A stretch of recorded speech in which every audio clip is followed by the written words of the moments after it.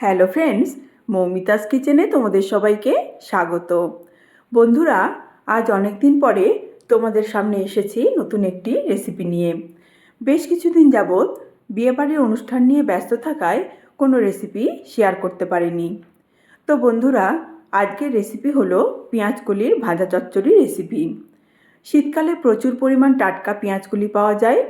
এই পেঁয়াজকলির রেসিপিটি ভাত, রুটি, পরোটা সব কিছুর সাথেই খুব ভালোভাবে পরিবেশন করা যায়। এখন এসো রেসিপিটি আরম্ভ করি।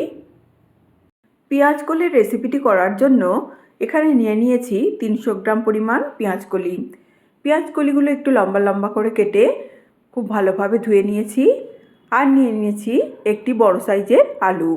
আলুটাও আলু ভাজার মতন মোটা মোটা করে একটু লম্বা লম্বা করে কেটে নিয়েছি। গ্যাস ওভেন জ্বালিয়ে কড়াই বসিয়ে দিয়েছি। এখন কড়াইতে দিয়ে দেবো 4 টেবিল চামচ পরিমাণ সর্ষের তেল। তেলটা একটু গরম হওয়া অবধি অপেক্ষা করব। এই সময় গ্যাসের ফ্লেম মিডিয়াম করে দেব। তেলটা গরম হতে হতে একটু কড়ার গায়ে ভালোভাবে তেলটা মাখিয়ে দেব। এখন এতে দিয়ে দেবো 1/2 চামচ পরিমাণ কালো জিরা আর 2টো শুকনো লঙ্কা ফোড়ন। ফোড়নগুলো 10-15 সেকেন্ড একটু ভালোভাবে ভেজে নিতে হবে। ফোড়নগুলো খুব ভালোভাবে ভাজা হয়ে গেছে। দেখো, লঙ্কার কালারগুলো চেঞ্জ হয়ে গেছে আর এর থেকে খুব সুন্দর একটা গন্ধ বেরিয়েছে। এখন এতে দিয়ে দিলাম কেটে রাখা আলুগুলো। আলুগুলো মিডিয়াম ফ্লেমে 2 মিনিট এখন একটু ভালোভাবে ভেজে নিতে হবে। আলুগুলো ভাজার সময় এর মধ্যে এখন কোনো মশলা দেব না। মিডিয়াম ফ্লেমে আলুগুলো 2 মিনিট ভাজা হয়ে গেছে। দেখো, আলুগুলোর হালকা কালার চেঞ্জ হয়ে গেছে। এখন এতে দিয়ে দেবো কেটে রাখা পেঁয়াজকলিগুলো। পেঁয়াজকলিগুলো দিয়ে আলুর সাথে খুব ভালোভাবে মিশিয়ে দিতে হবে। মিশিয়ে দিয়ে তেলের মধ্যে একটু নাড়াচাড়া করে দিতে হবে। তারপর এতে দিয়ে দেবো সব মশলাগুলো। বন্ধুরা, তোমরা চাইলে এতে একটু কড়াইশুঁটিও অ্যাড করে দিতে পারো। এখন এতে দিয়ে দেবো 1/2 চামচ পরিমাণ হলুদ গুঁড়ো আর 1 চামচ পরিমাণ নুন। নুন হলুদটা ভাজার মধ্যে খুব ভালোভাবে মিশিয়ে দিতে হবে। বন্ধুরা, এতে আমি আর কোনো মশলা দেব না। এটি খুবই সিম্পল একটি রেসিপি, কিন্তু খেতে হয় খুবই সুস্বাদু। পেঁয়াজকলি আলুটা ভাজা হতে হতে এই রেসিপির জন্য একটা পেস্ট রেডি করে নেব। এই সময় গ্যাসের ফ্লেম স্লো টু মিডিয়ামে রেখে ভাজাটা 5 মিনিটের জন্য চাপা দিয়ে দেব। 5 মিনিট পরে রেসিপিটা খুলে একটু নাড়াচাড়া করে দিতে হবে, কারণ এটা ভাজা রেসিপি, এতে কোনো জল ব্যবহার করব না। ভাজা রেসিপি একটু মাঝে মাঝে নাড়াচাড়া করে দিলে তাহলে কড়ার তলায় আটকে যাবে না।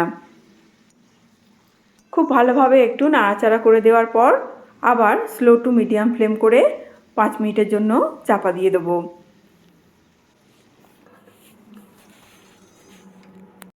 পেস্ট করার জন্য নিয়ে নিয়েছি একটা মিক্সার জার। এখন এতে দিয়ে দেবো মিডিয়াম সাইজের অর্ধেক টুকরো করে রাখা টমেটো, 3 কোয়া রসুন আর 2টো কাঁচা লঙ্কা। এখন একটু জল দিয়ে পেস্ট করে নেব।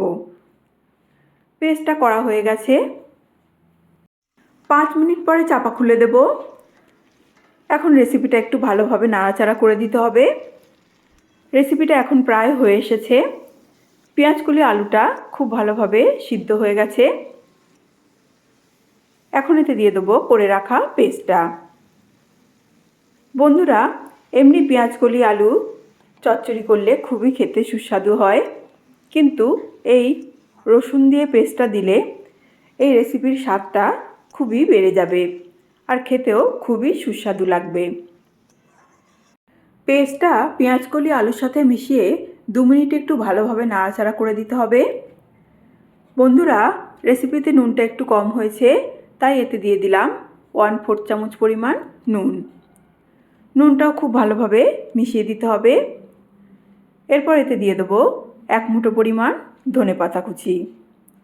তো বন্ধুরা, আমার আজকের এই পেঁয়াজকলির ভাজা চচ্চড়ি রেসিপিটি তোমাদের যদি ভালো লেগে থাকে তাহলে অবশ্যই লাইক, শেয়ার, কমেন্ট ও সাবস্ক্রাইব করে দেওয়ার অনুরোধ রইল। রেসিপিটা একদম শেষ পর্যায়ে চলে এসেছে। পরিবেশনের জন্য একদম রেডি হয়ে গেছে বন্ধুরা। আজ তাহলে এখানেই শেষ করলাম। দেখা হবে নেক্সট কোনো ভিডিওতে অন্য কোনো রেসিপি নিয়ে। এখন গ্যাসের ফ্লেম বন্ধ করে দিলাম। আজ তাহলে আসি, নমস্কার।